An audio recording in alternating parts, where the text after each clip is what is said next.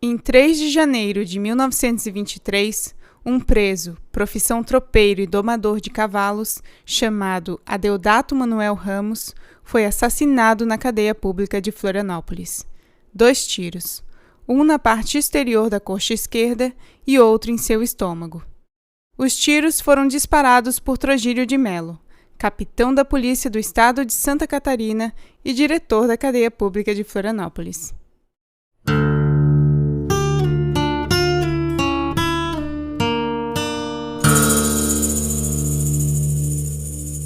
Adeodato poderia ser apenas mais um na estatística de pessoas pobres assassinadas no cumprimento de sua pena.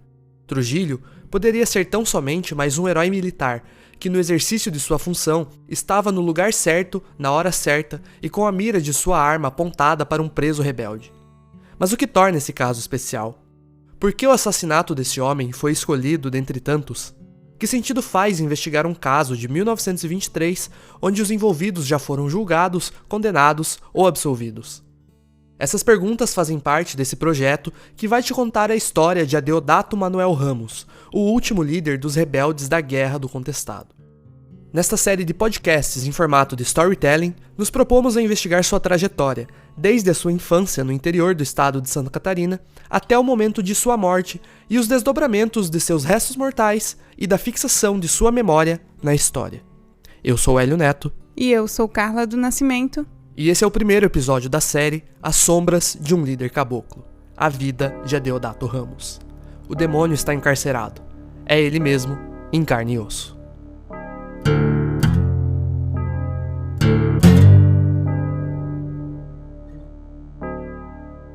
Esse podcast é uma produção do Laboratório de Imagem e Som da Universidade do Estado de Santa Catarina, a UDESC. Faz parte do projeto Estação Contestado e conta com o apoio dos pesquisadores do Grupo de Investigação do Movimento do Contestado, e foi financiado por meio do edital de fomento à cultura da Lei Aldir Blanc da Prefeitura de Caçador, Santa Catarina.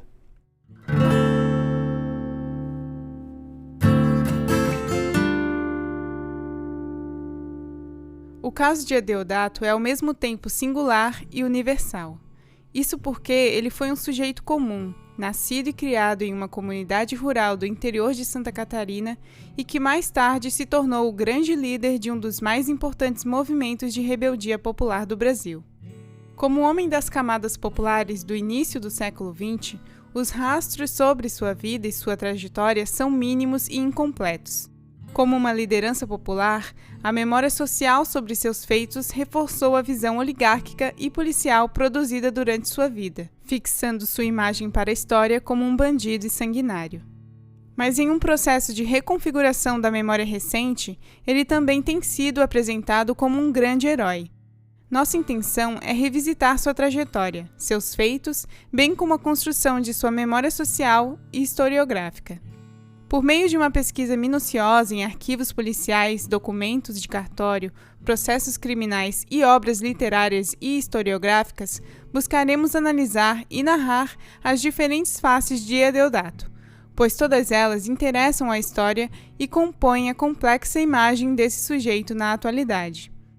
Seguiremos uma estrutura regressiva, começando pelo assassinato de Adeodato durante sua estadia de 7 anos na cadeia pública de Florianópolis entre 1916 e 1923.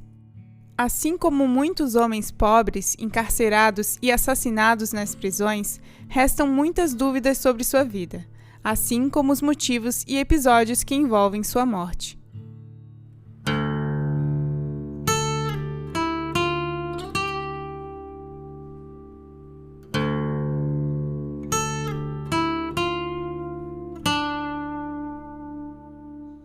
Por volta da metade de 1916, a Guerra do Contestado já estava próxima do seu fim.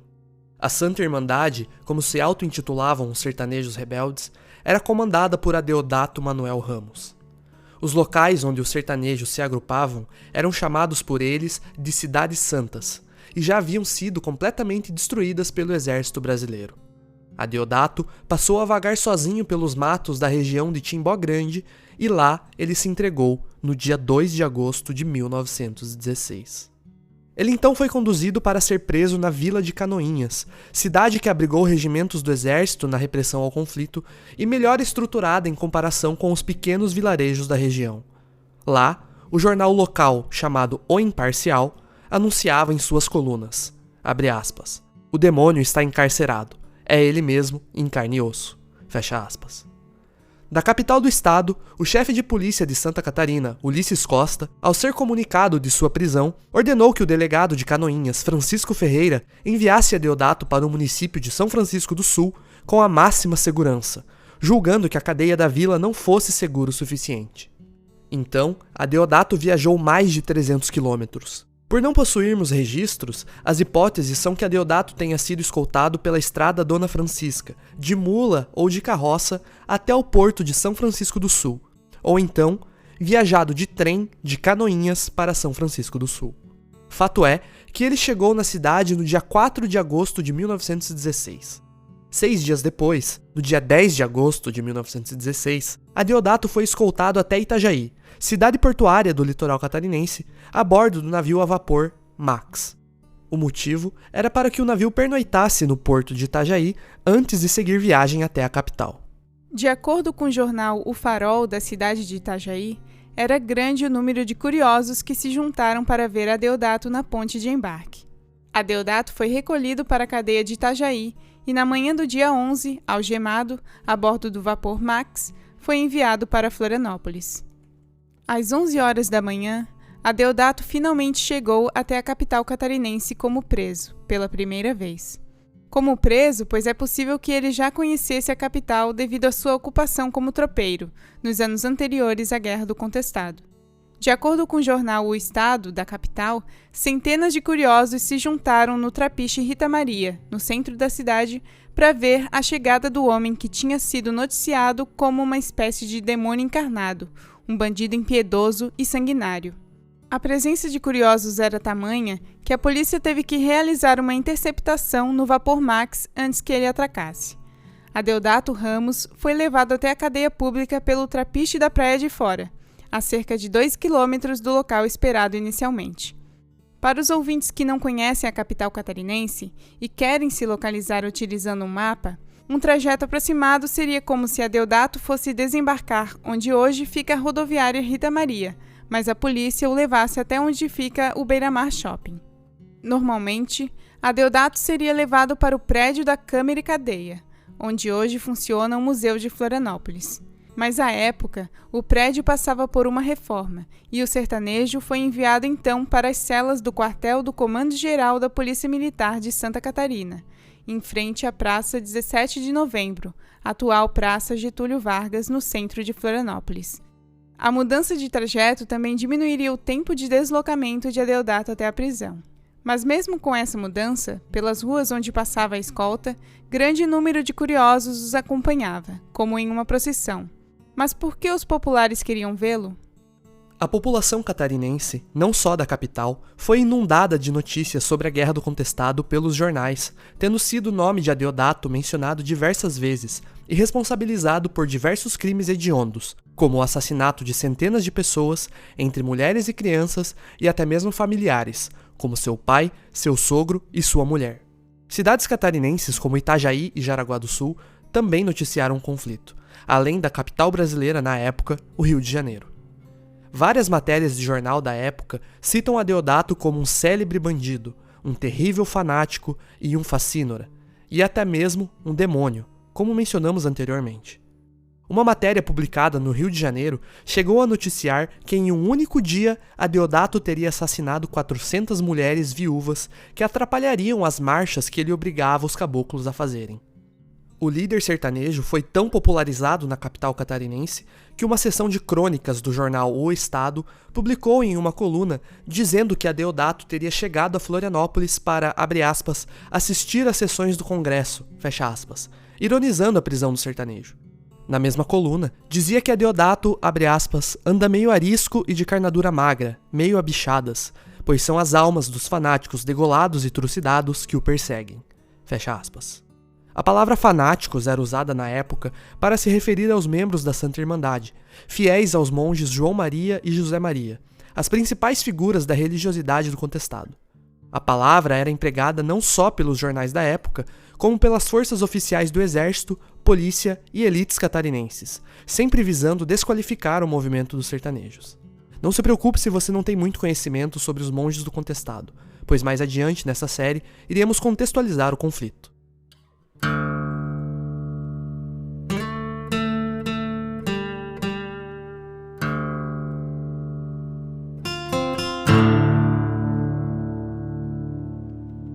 Os mesmos repórteres que descreviam Adeodato como um fanático para seus leitores foram os primeiros a se surpreenderem quando o líder sertanejo chegou à capital de Santa Catarina. Na matéria de 12 de agosto de 1916, o jornal O Estado de Florianópolis contava o movimento de pasmo e admiração dos repórteres. Abre aspas.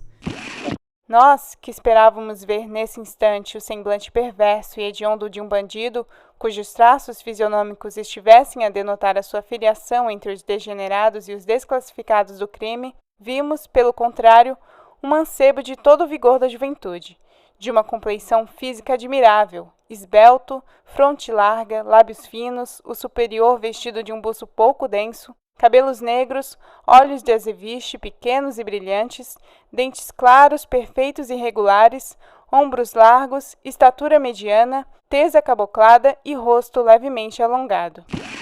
Fecha aspas.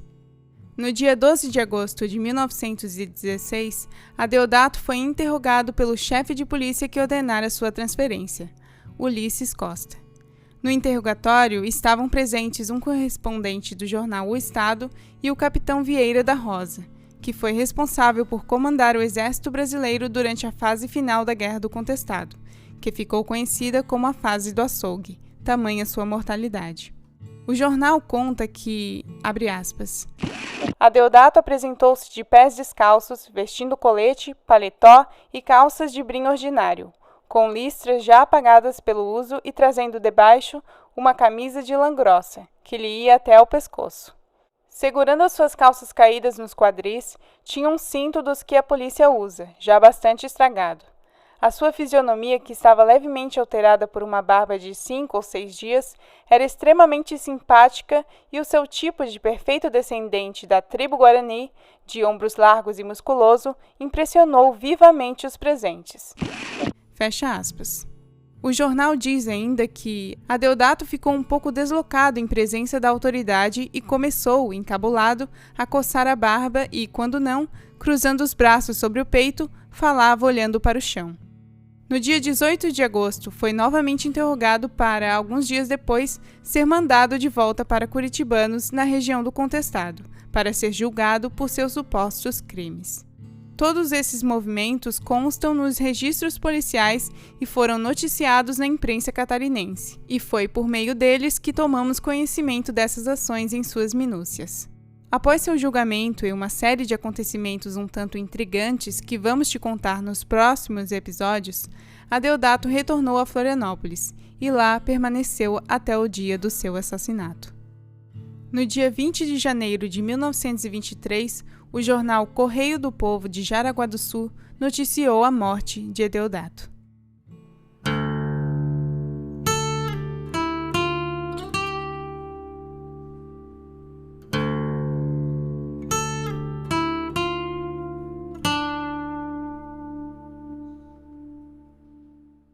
Abre aspas. O bandido Deodato, conhecidíssimo em todo o estado e em particular na zona do ex-contestado, acaba de pagar com a vida uma ousadia.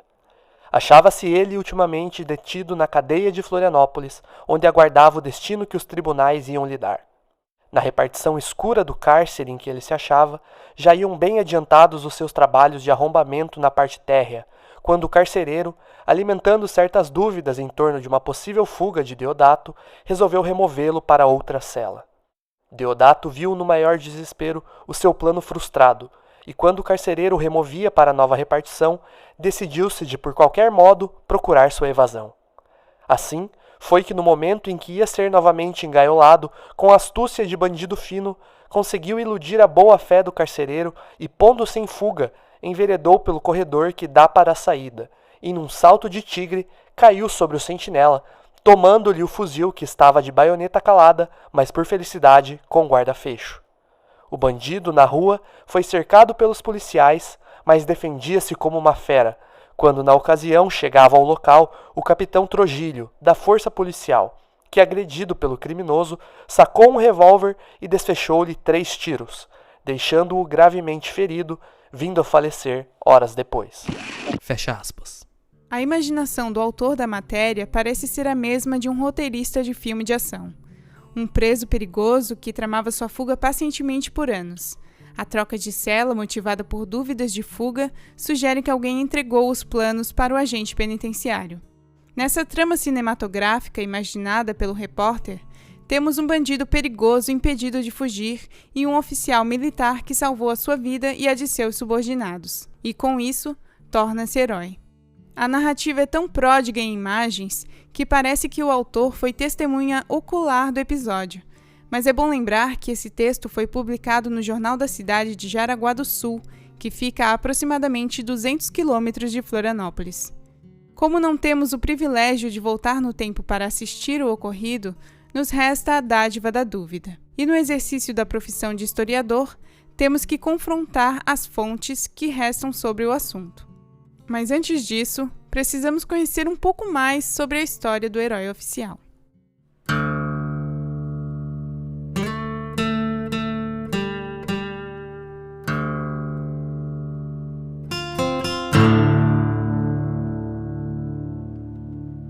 Trogílio Antônio de Melo nasceu em Florianópolis em 1887, filho do capitão Maurício Antônio Ferreira de Melo e de Maria das Dores Ferreira de Melo. Começou sua vida profissional como barbeiro na rua Jerônimo Coelho, no centro da capital. No ano de 1907, casou-se com Maria Ferreira da Silva e tiveram 5 filhos. Nos registros de seu casamento e também de batismo de seus filhos, a profissão de Trogílio curiosamente é descrita como artista. Posteriormente, Trogílio ingressou na vida militar e em 1918, o governador de Santa Catarina, Hercílio Luz, incorporou-o na força pública do estado, provavelmente pela posição social e militar de seu pai. Curiosamente, Trogílio de Melo possuía vínculos estreitos com coronéis da região do Contestado. No registro de batismo de uma de suas filhas, podemos encontrar uma interessante informação. Seus padrinhos têm os nomes de Virgínia Rodrigues de Almeida e Henrique Paz de Almeida. Henrique de Almeida, ou o Henriquinho, era um dos grandes coronéis da região do Contestado e também um dos principais articuladores contra o movimento sertanejo. Trogílio de Melo seguiu carreira na Polícia Militar até sua morte em 10 de dezembro de 1962 e possui uma trajetória que seria digna de um podcast próprio.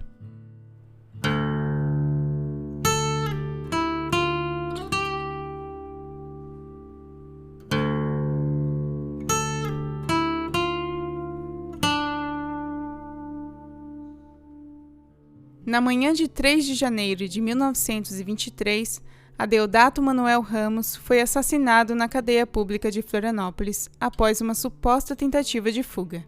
Conforme o protocolo, o capitão Trogílio Antônio de Melo foi autuado e um inquérito foi aberto para averiguar os fatos.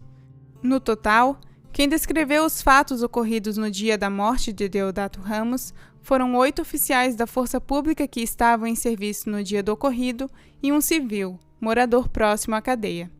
Vale a pena conhecer um pouco do perfil das testemunhas. São elas: Boaventura Alves da Silva, homem, 34 anos, casado, alfabetizado, tenente da Força Pública do Estado. Solon Zósimo da Silva, homem, 42 anos, casado, alfabetizado, capitão da Força Pública que esteve na Guerra do Contestado. Joaquim de Souza Cunha, homem, 62 anos, casado, alfabetizado, carcereiro da cadeia pública de Florianópolis. João Ruprecht, homem, 32 anos, casado, alfabetizado, segundo sargento da Força Pública. Inocêncio Pedro da Silva, homem, 45 anos, solteiro, alfabetizado, terceiro sargento da Força Pública.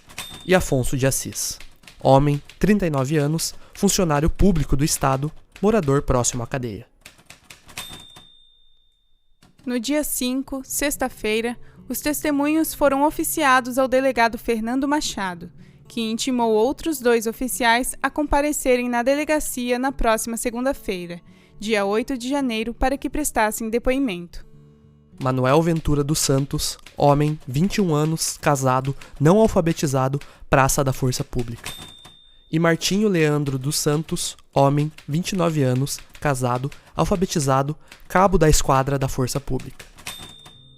Cruzando os depoimentos do auto de Trogílio de Melo e das 8 testemunhas, segundo o inquérito, os fatos teriam se sucedido da seguinte forma. Por volta das 10 horas da manhã do dia 3 de janeiro de 1923, o carcereiro Joaquim de Souza Cunha teria pressentido um barulho de arrombamento vindo da cela de Adeodato. Pressentido, nesse contexto, tem sentido de ter ouvido ou percebido o barulho. Ele então solicita reforços ao tenente Boaventura Alves para entrar na prisão, pois, segundo os depoentes, Adeodato sempre teve fama de homem malvado e violento. 4 praças armados são enviados, e segundo o depoimento do próprio carcereiro, Adeodato tinha saído de sua cela e investiu contra o grupo com um cabo de vassoura. O carcereiro e os 4 praças armados então fogem de Adeodato. Ao passarem por Manuel Ventura dos Santos, o praça que estava de guarda, Adeodato rouba seu fuzil Mauser que estava carregado com 5 balas e uma baioneta. O guarda também foge. Essa história, um tanto confusa e duvidosa, é a que consta no inquérito oficial da morte de Adeodato. Trogílio de Melo, que estava nos fundos do quartel, ouviu uma grande algazarra, entre aspas, e buscando entender o que se passava, foi até a frente da cadeia e viu Adeodato armado, tentando agredir o capitão Solon Zósimo da Silva. Adeodato, ao ver Trogílio de Melo, teria gritado, "É esse que eu quero", ou então, "É você mesmo que eu quero", e investiu na direção do capitão. Trogílio então tropeçou em uma pedra e caiu no chão. Segundo ele próprio e todas as outras 8 testemunhas, ele não teria como se defender senão pela maneira que fez, atirando em Adeodato. Trogílio então saca seu revólver e dispara na perna esquerda do sertanejo. Segundo os relatos, o tiro não foi suficiente para parar Adeodato, que ao contrário, teria ficado ainda mais enfurecido e violento. Trogílio dispara novamente, acertando a barriga de Adeodato, que cai ao chão. Aqui temos um pequeno ponto de divergência. Todos os oficiais mencionam apenas 2 tiros. Já o funcionário público, residente em frente à cadeia, Afonso de Assis, menciona 3.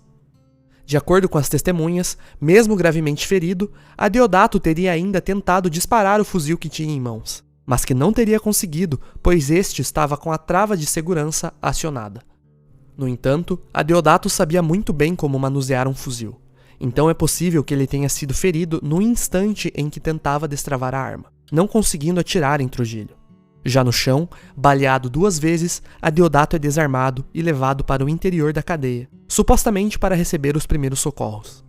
Também de acordo com o depoimento do popular Afonso de Assis, houve no momento uma grande quantidade de pessoas do lado externo da cadeia, e que diversos praças que se achavam presentes, desarmados, não auxiliaram na prisão do criminoso, receosos de serem mortos por ele. Ainda segundo os relatos, Adeodato teria tentado ferir um dos guardas que o carregavam para dentro da cadeia com um tijolo. Nas páginas finais do inquérito, Trogílio de Melo é absolvido pelo assassinato de Adeodato.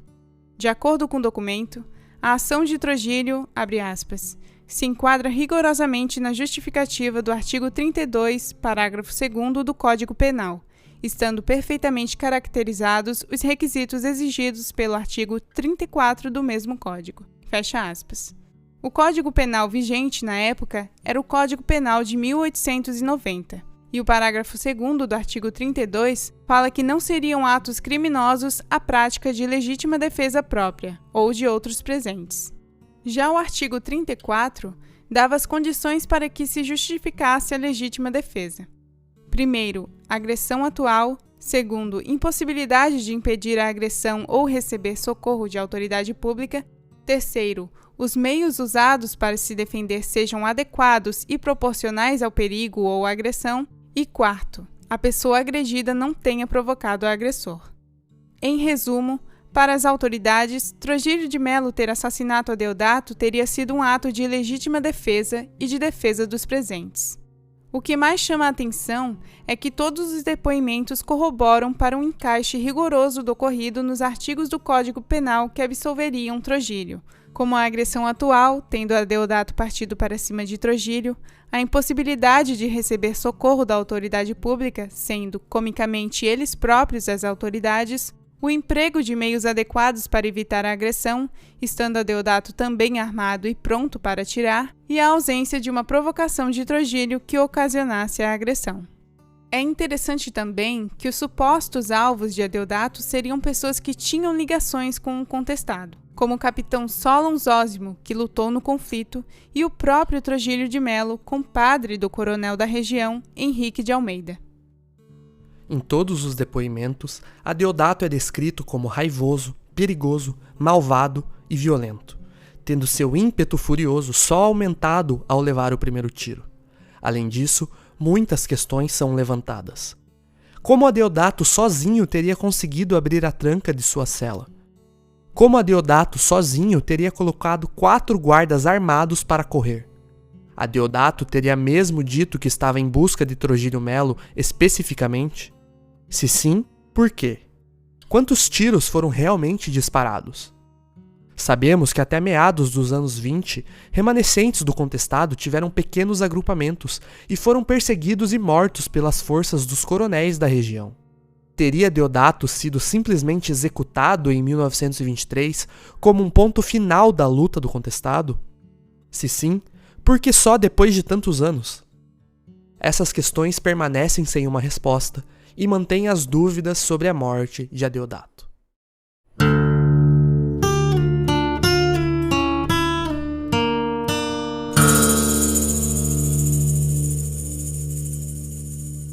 No dia 4 de janeiro de 1923, o próprio carcereiro Joaquim de Souza Cunha registrou no cartório de Florianópolis a morte de Adeodato.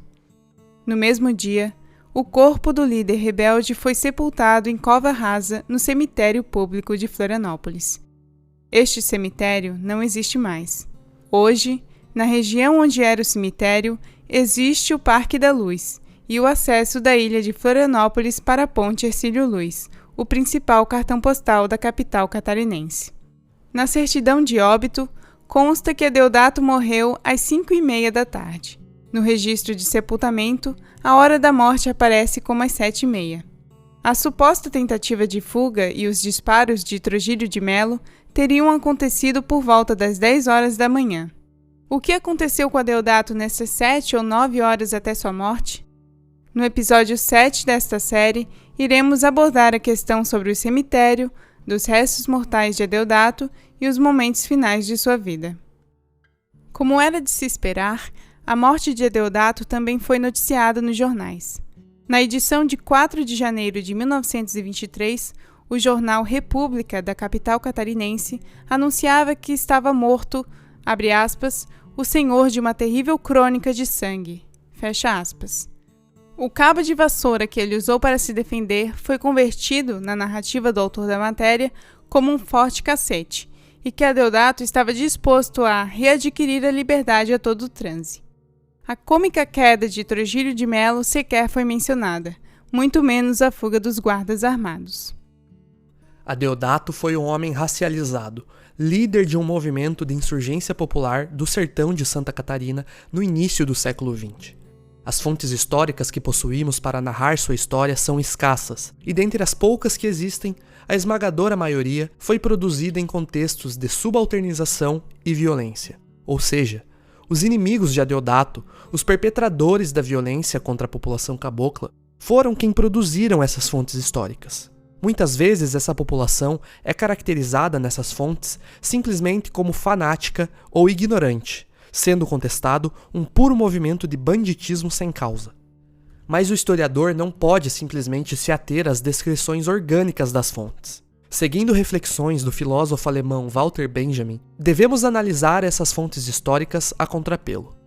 Uma análise a contrapelo seria saber arrancar as informações das fontes produzidas pelos vencedores, encontrando pequenos indícios passíveis de interpretações diferentes do que a própria fonte nos diz. Dessa maneira, estaríamos reforçando um compromisso ético com os sujeitos históricos mortos no contestado e com a verdade. As fontes que analisamos para narrar a morte de Adeodato foram produzidas por órgãos oficiais e jornais, que, para dizer o mínimo, não eram simpatizantes com o movimento do contestado.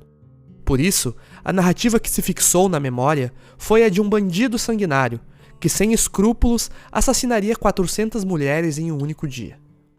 Sabemos que Adeodato foi morto na cadeia pública, mas ele estava realmente tentando fugir, ou teria sido simplesmente executado?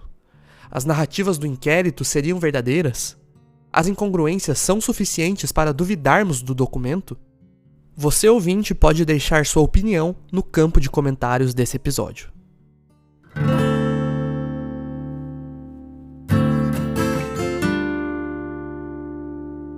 Neste episódio, iniciamos nossa trajetória regressiva para te contar a história de Adeodato Manuel Ramos, o último líder dos caboclos da Guerra do Contestado.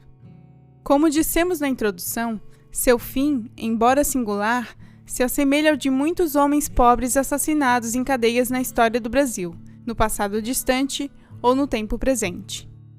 O desfecho para sua morte também não nos surpreende, pois, tal como em muitos casos, demonstra a perfeita articulação entre relatos militares e construção midiática. Parceria que atravessa os tempos, que justifica, sustenta e mantém, no presente, práticas tão antigas, até inverossímeis, como se fossem verdade.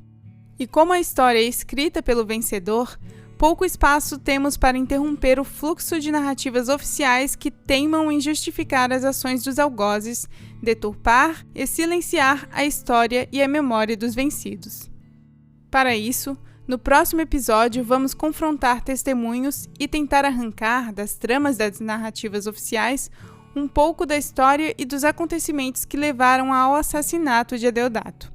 Se não temos como desvendar minuciosamente o crime, trazendo aos ouvintes todos os fatos, todos os personagens e todas as intrigas envolvidas em sua morte, ao menos estaremos satisfeitos em plantar a dúvida e o questionamento. Talvez assim possamos, na pista de Walter Benjamin, agir na contramão das narrativas oficiais e, quem sabe, interromper, mesmo que por instantes, o cortejo triunfante que segue depois de um século a memória que apresenta Adeodato como figura animalesca, um demônio e o próprio mal encarnado, uma figura praticamente não humana. Sabemos que essa estratégia faz parte do arsenal dos vencedores. Ela serve para justificar uma necropolítica que, segundo as palavras de Achille Mbembe, decide quem pode viver e quem deve morrer. No próximo episódio dessa série, iremos tratar da estadia conturbada de Adeodato na cadeia pública de Florianópolis, com 2 brigas, uma delas resultando em morte. Mas ainda tem muita história a contar. Por isso, convidamos você a acompanhar o julgamento de Adeodato nos tribunais, sua ascensão a comandante-geral do contestado, os episódios sobre sua infância e sua trajetória de vida antes de se tornar a liderança mais conhecida e demonizada da Guerra do Contestado.